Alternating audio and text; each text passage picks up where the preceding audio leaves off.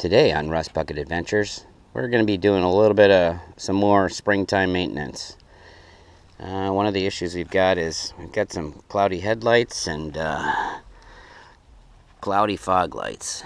So we're going to take a look at least working on the fog lights today. I think what we're going to do is we're going to do a headlight restoration kit on the headlights, but that's going to be a different video. Today we're gonna tackle these.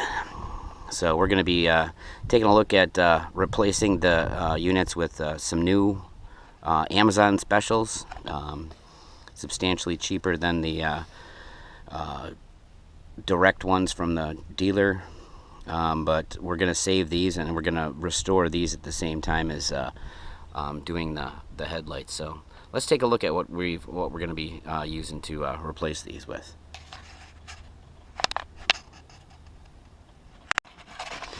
Okay, so you can see what we've got going on here. Here's that 10 millimeter bolt that we got to take out, and then over there, let's see, that right there, we've got that little unit right there. Those are the only two things that are holding this into the housing here. So let's first try to get the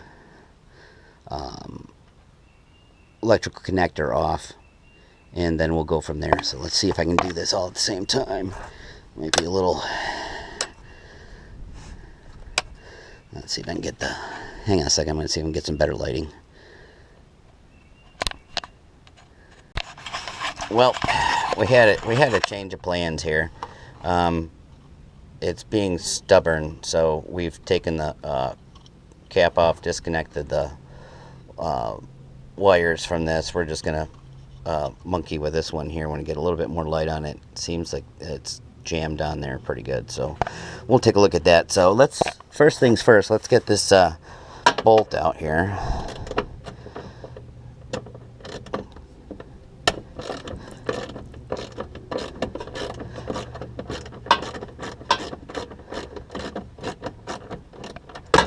Oh, sorry about that.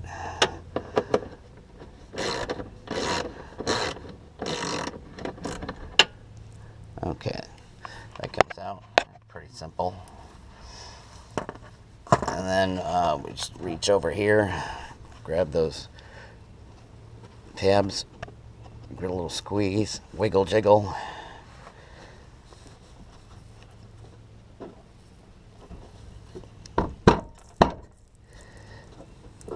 Get a little bump. Squeeze that, and she just slides right out. So we're going to go out to the top side here and take a look and see. Okay. And so here's our old unit that we've taken out here. Okay, so this is a side-by-side comparison of the two bulbs. One thing I've noticed is we have this vent right here. This one has the vent going down. This one's got it going up. I am not sure if it should be like this, or maybe if I wanted to rotate it downwards. You know, if any water did get into that height, it would drip down. I'm not sure. I'm pretty sure if I had it this way and I went through deep water, you know, above the fog lights, that this is just going to basically fill up to this point right here, which is going to wind up covering the bulb, and it would probably short out. So I think what I'm going to do is I'm actually going to install it with this pointing downwards. So let's, I'm going to continue on with the installation, and we'll check it out here when I'm done. Oh, I forgot to mention, one thing you should always do, take a look inside of your connector to make sure it's shiny inside. You don't see any green corrosion. If you get green corrosion in there, probably you're going to wind up having to come up here, replace the end, you know, chop up somewhere up higher, splice in the new connector. Because if you see green corrosion in there, that typically means that that circuit is compromised. So best to replace it while you're here. So I'm going to continue hooking this thing up and connect it up, and we'll turn the lights on, and we'll do a comparison from one side to the other. So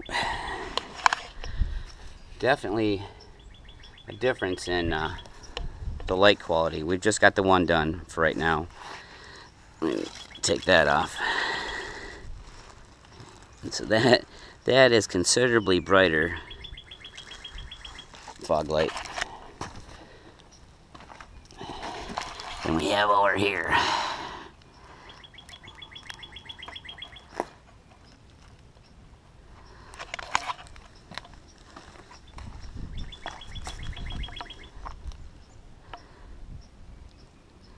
Yep, much more annoying, but hopefully it's not pointed in oncoming traffic. But that's what we got going on there, and we'll put the other one in. Okay, well, looks like we have another successful Rust Bucket Adventures fix to the car. Overall impression of the Amazon lights I was able to get for like $80 versus the original equipment.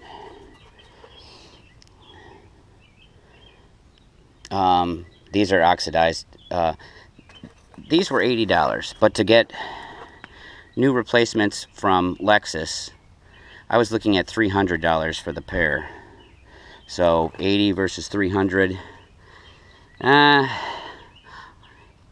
If these last a couple of years without oxidizing, I'll be happy. But by that time, I'll have these restored, and so I can swap them out. It took probably 40 minutes.